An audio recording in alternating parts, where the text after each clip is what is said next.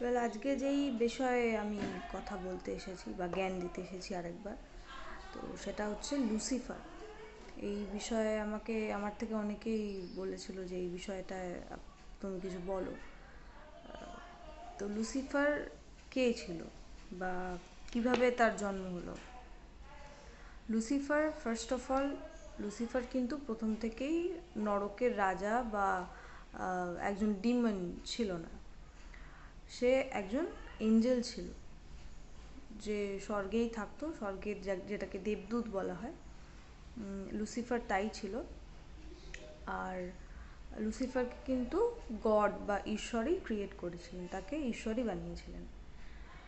Lucifer শব্দের অর্থ হলো ব্রাইটনেস বা উজ্জ্বলতা বা ঔজ্জ্বল্য যেটাকে বলা হয়। লুসিফার শব্দের আক্ষরিক অর্থ হচ্ছে উজ্জ্বল। আর যদি সেটাকে একটু ডিপলি অ্যানালাইজ করা যায় নাম বা নামের অর্থটাকে, সেটার নামের অর্থ দাঁড়ায় হচ্ছে দিনের বেলার তারা বা the morning star. Old testament অনুযায়ী এই মানেটা দাঁড়ায় আর কি। তো প্রথমে নরকের রাজা ছিল না, সে এঞ্জেল ছিল একজন। এবং সে তাকে দেখতে খুব সুন্দর ছিল, সে খুব হ্যান্ডসাম। আমরা দেখেছি যে লুসিফার নামেই বোধহয় একটা ওয়েব সিরিজ আছে, বা এর আগেও অনেক ওয়েব সিরিজ বা ইয়েতে মুভিতে লুসিফারকে দেখানো হয়েছে, বা সেরকম একটা ক্যারেক্টার দেখানো হয়েছে যেখানে কিনা খুব একজন হ্যান্ডসাম বা সুপুরুষ কাউকে কাস্ট করা হয়েছে। কারণ একটাই, যে লুসিফার দেখতে খুব সুন্দর ছিল, খুব হ্যান্ডসাম দেখতে ছিল। এবং ওল্ড টেস্টামেন্টে এটা বলা আছে যে সে সোনা এবং বিভিন্ন দামি পাথর বসানো বা রত্ন বসানো গয়নাগাটি পরে কিন্তু সে থাকতো। আর তার জ্ঞান ছিল প্রচুর, সে খুব ট্যালেন্টেড ছিল। প্রচুর জ্ঞান ছিল, বিতর্ক বা ডিবেট যেটাকে বলা হয়, সেই রকম কিছুতে সে তার নিজের কি বলবো, নিজের পার্সপেক্টিভ বা নিজের জ্ঞানটাকে এস্টাবলিশ করে একটা নতুন দিশা জ্ঞানের সে দিতে পারত। এই জিনিসটা একমাত্র হতে পারে যখন তার নিজের মধ্যে প্রচুর জ্ঞান থাকে, প্রচুর নলেজ থাকে। তো সে খুব জ্ঞানী ছিল ফার্স্ট অফ অল। দ্বিতীয়ত, সে খুব ট্যালেন্টেড ছিল মিউজিক বা সঙ্গীত। তারপরে ধরুন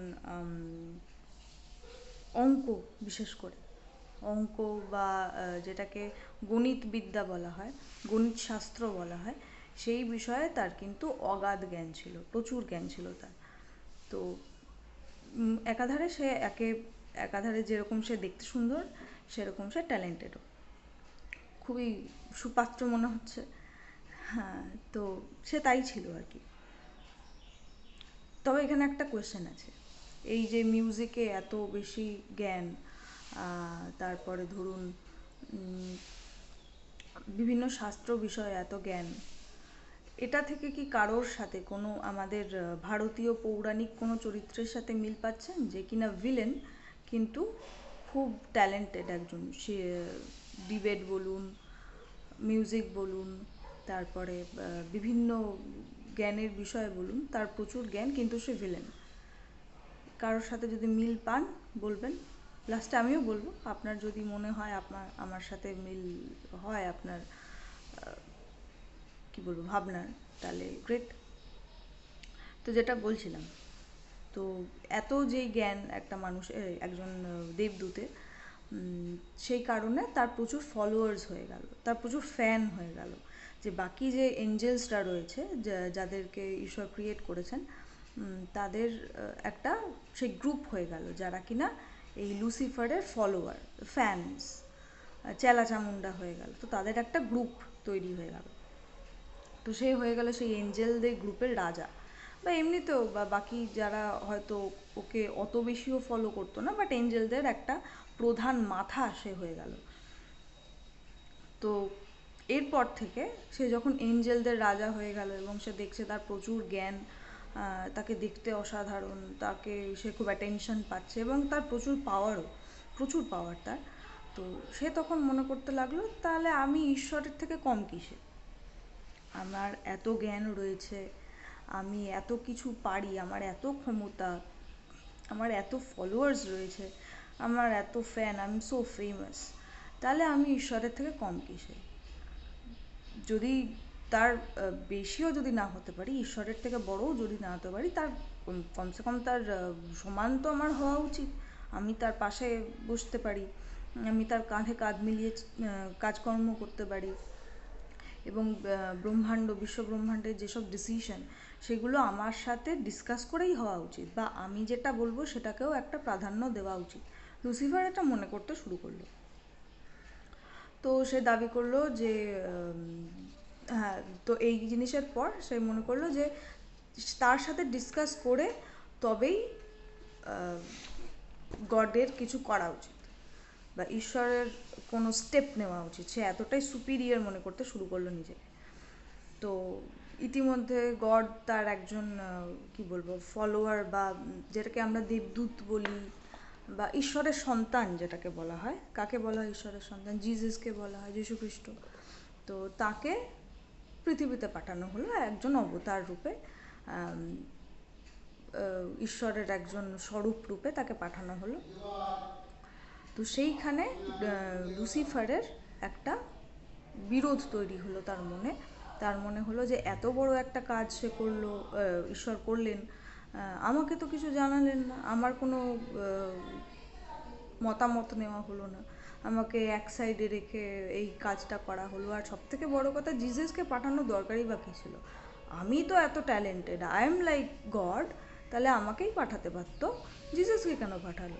তো জিজাসের থেকে সে নিজেকে বড় মনে করতে শুরু করলো, এবং তার ভিতরে একটা বিদ্বেষ জন্ম নিল, ঈশ্বর বিদ্বেষ জন্ম নিল।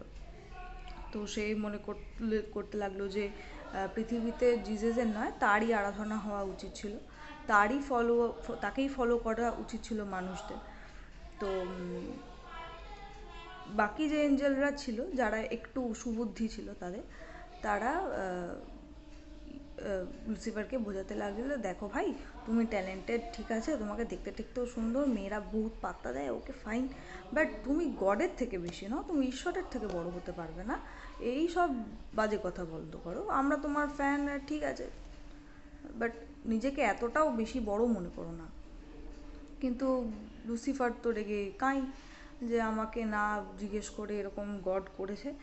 তো সে কি করলো, তার যে সেই অন্ধভক্ত যারা হয়, লুসিফারের যারা অন্ধভক্ত, লুসিফার যা বলবে তাই ঠিক আছে, তো তারাও বলতে লাগলো, হ্যাঁ, জিসাসকে না পাঠিয়ে তো ওকেই পাঠানো উচিত ছিল, হি ইজ সো পাওয়ারফুল, ও গেলে সব ঠিক করে দিতে পারতো, এই করতে পারতো, সেই করতে পারতো। তো সেই যারা আর কি ওর অন্ধ ফলোয়ার্স ছিল, তারাও এই দাবি তুলতে লাগলো যে জিসাসের বদলে লুসিফারকে পাঠানো উচিত ছিল। তো তখন লুসিফার কি করলো, সে দেখলো যে এত ফলোয়ার্স আমাকে সাপোর্ট করছে, তাহলে নিশ্চয়ই ঈশ্বর ভুল করেছে, তো চলো বিদ্রোহ ঘোষণা করি। তো লুসিফার তার সেই পুরো আর্মিকে নিয়ে ঈশ্বরের বিরুদ্ধে একটা বিদ্রোহ ঘোষণা করলো। ঈশ্বরকে বললো যে তুমি তোমার সিংহাসন থেকে নেমে যাও, আমি বসবো ভাই। তো সেটা তো হয় না, পসিবল না। তো ঈশ্বর দেখলেন যে এই লোকটার তো বড্ড বেশি অহংকার হয়ে যাচ্ছে, এ তো যাতা করবে, এখন স্বৈরাচারী শুরু করবে। তাহলে ইতিমধ্যে ও তো এঞ্জেলদের রাজা হয়ে গিয়েছিল, তো ওকে বললো যে তুমি এই যে প্রধান এঞ্জেলের পদ তুমি পেয়েছো, এটা থেকে তুমি ছাঁটাই হয়ে গেলে আজ থেকে, you are not anymore the king of the angels. Lucifer আরও রেগে গেল, সে আরও বেশ সেই রাগ প্রকাশ করতে লাগলো। তখন সে ঈশ্বরকে নানানভাবে চ্যালেঞ্জ করতে লাগলো, খারাপ কথা বলতে লাগলো, যে বলতে লাগলো তোমার পদ আমি এমনিতেই নিয়ে নিতে পারি, আমি তোমার থেকে এতটাই বড় হয়ে যাব বা হয়ে গিয়েছি, এরকম একটা ব্যাপার। তখন ঈশ্বর কী করলেন, লুসিফারকে স্বর্গ থেকে বহিষ্কার করে দিলেন, তাড়িয়ে দিলেন, যে ভাই তুই অনেক নাচানাচি করেছিস, বাঁদরামি অনেক হয়ে গেছে, তুই ভাই যা এবার। ঈশ্বর তাকে স্বর্গ থেকে তাড়িয়ে দিল, বিতাড়িত হয়ে গেল লুসিফার। এবার লুসিফারের সঙ্গে যারা চেলাচামুন্ডা ছিল, তার অন্ধভক্ত, তাদেরও তোমরাও এসো বাবা বলে দুগ্গা দুগ্গা করে ওখান থেকে তাড়িয়ে দিল। এবার লুসিফার কী করলো, লুসিফার এবার নরকে চলে এলো, স্বর্গ থেকে বিতাড়িত হয়ে নরকে চলে, এবং নরকে চলে আসার পর হি ইজ সো পাওয়ারফুল, সে একজন এঞ্জেল ছিল এবং এঞ্জেলদের মধ্যে বেস্ট ছিল।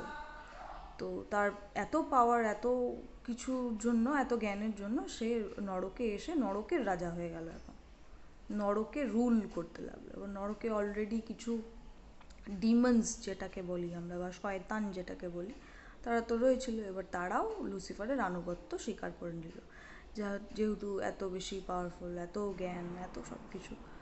আর সে খুব কি বলবো, মানে ম্যানিপুলেট করতে পারে খুব ভালো। আর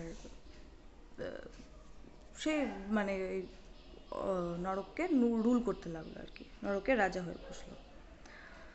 তো যেহেতু ও একজন এঞ্জেল ছিল আগে, সেই কারণে লুসিফারের পিঠে বিরাট দুটো ডানা থাকে, এবং ডানায় ভর করে সে উড়ে উড়ে যেতে পারে। আর দ্বিতীয়ত সে কিন্তু অমর, মানে লুসিফারকে মারা যায় না, সে অমর, যেহেতু সে এঞ্জেল। এটাই বলা হয় যে দেবদূতরা অমর হয়, তারা কখনো মরে না। তো এইভাবে লুসিফারের জন্ম হয়েছিল, মানে লুসিফার এইভাবে স্বর্গ থেকে বিতাড়িত হয়ে নরকে এসে নরকের রাজা হয়ে গিয়েছিল। এবং তার যে প্রধান ফলোয়ার ছিল তার নাম ছিল পাইমন বা পেমন। এই পেমন নিয়ে আমার নিজের একটা গল্প আছে, হের পেমন বলে। ভূতভূতুম উৎসব সংখ্যায় বেরিয়েছিল, এবং সেটা পরবর্তীকালে অডিও স্টোরি হিসেবে প্রকাশ পেয়েছিল, আপনারা শুনতে পারেন।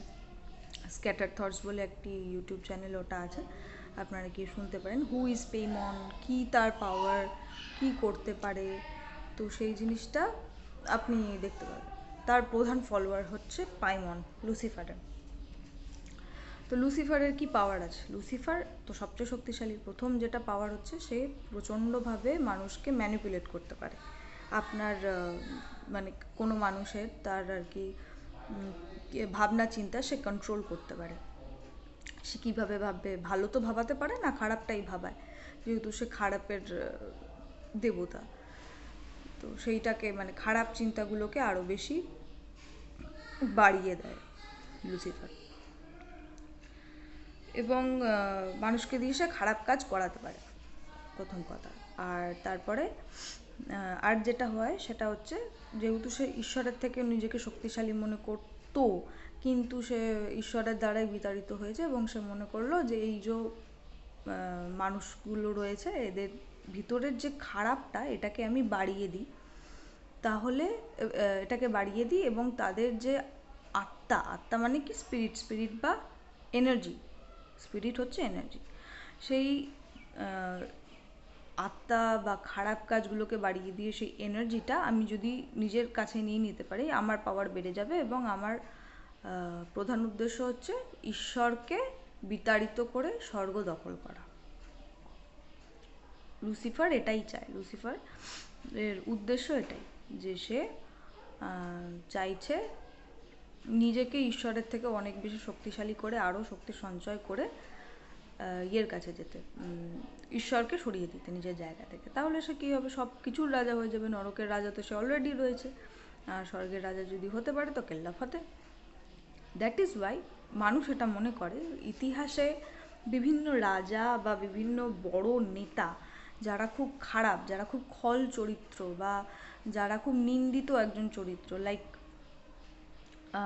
হিটলার ধরুন, এদের পিছনে বা এদের ভাবনা চিন্তার পিছনে লুসিফারের হাত আছে, বা লুসিফার এইগুলোকে কন্ট্রোল করে। তাদের এই যে খারাপ ভাবনা চিন্তা, তাদের খারাপ হওয়ার পিছনে বা তাদের এসব অত্যাচারের পিছনে লুসিফার এদের কন্ট্রোল করতো।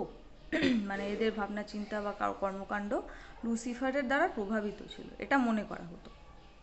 দ্যাট ইজ ওয়াই যখন হিটলার নিজেকে গুলি করে আত্মহত্যা করলেন, তখন বলা হলো যে যেহেতু লুসিফার তাকে দিয়ে সব কাজ করিয়ে নিয়েছে, মোটামুটি তার কাজ হাসিল হয়ে গেছে, তখন যখন লুসিফার তাকে ছেড়ে দিল, তখন হিটলারের মধ্যে যে একটুখানি হলেও মানবিকতা বা ভালো দিক বেঁচেছিল, ঐশ্বরিক দিক বেঁচেছিল, সেটা মনে করলো এই কী সর্বনাশ করে দিয়েছি আমি। সে প্রচণ্ড ডিপ্রেশনে ভুগতে শুরু করলো, সে নিজেকে একটা রাক্ষস ভাবতে শুরু করলো, তার সে সেলফ ডাউট যেটাকে বলে সেটা শুরু হলো। তো এই সবের কারণে সে নিজেকে নিজে শেষ করে দিল, এটা বলা হয়।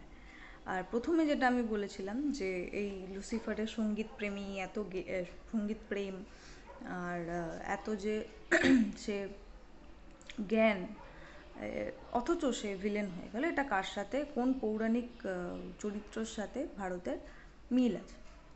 আমার এটা পার্সোনালি মনে হয়েছে সেটা হচ্ছে রাবণ। রাবণ কিন্তু সেম ছিল। রাবণ প্রচণ্ড শিবভক্ত ছিল।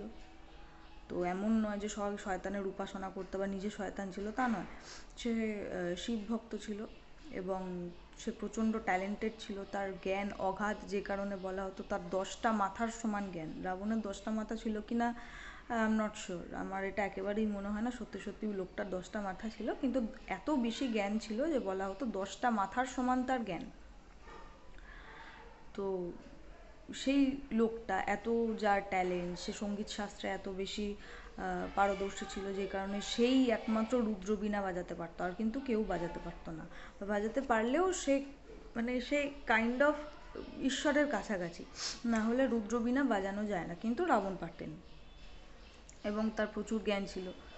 অথচ সে একটা এত বড় এপিকের একজন ভিলেন হয়ে গেলেন। তাকে বছর বছর বাচ্চা বাচ্চা ছেলেরা পটকা দিয়ে জ্বালিয়ে দিচ্ছে, যাতা বলে অপমান করছে, দোতলা বানিয়ে দিচ্ছে, যাতা হচ্ছে ওখানে। কেন হচ্ছে? তার একটাই কারণ, সে অহংবোধ তার বেশি হয়ে গিয়েছিল, নিজেকে ঈশ্বরের থেকে বড় মনে করেছিল। তো সেটারও একটা অন্য গল্প আছে। সে কৈলাস পর্বত তুলে নিতে চেয়েছিল, সেটা অন্য গল্প, অন্য পরে কোথাও বলবো, কখনো বলবো। তো এখানেও মিল আছে লুসিফারের সাথে রাবণের, যে তারা দুজনই জ্ঞানী ছিল এবং তাদের অহংবোধের জন্য একটা সময় তাদের পতন হল, তারা ধ্বংস হয়ে গেল। তো যেটা বলছিলাম লুসিফারের সম্বন্ধে, যে এই দুটো ব্যাপার ওদেরকে বলা হয় যে তারা মানুষকে প্রভাবিত করে, এবং ইতিহাসের বিভিন্ন যে চরিত্র, নিন্দিত চরিত্র আছে, তারা আলটিমেটলি লুসিফারের দ্বারাই প্রভাবিত।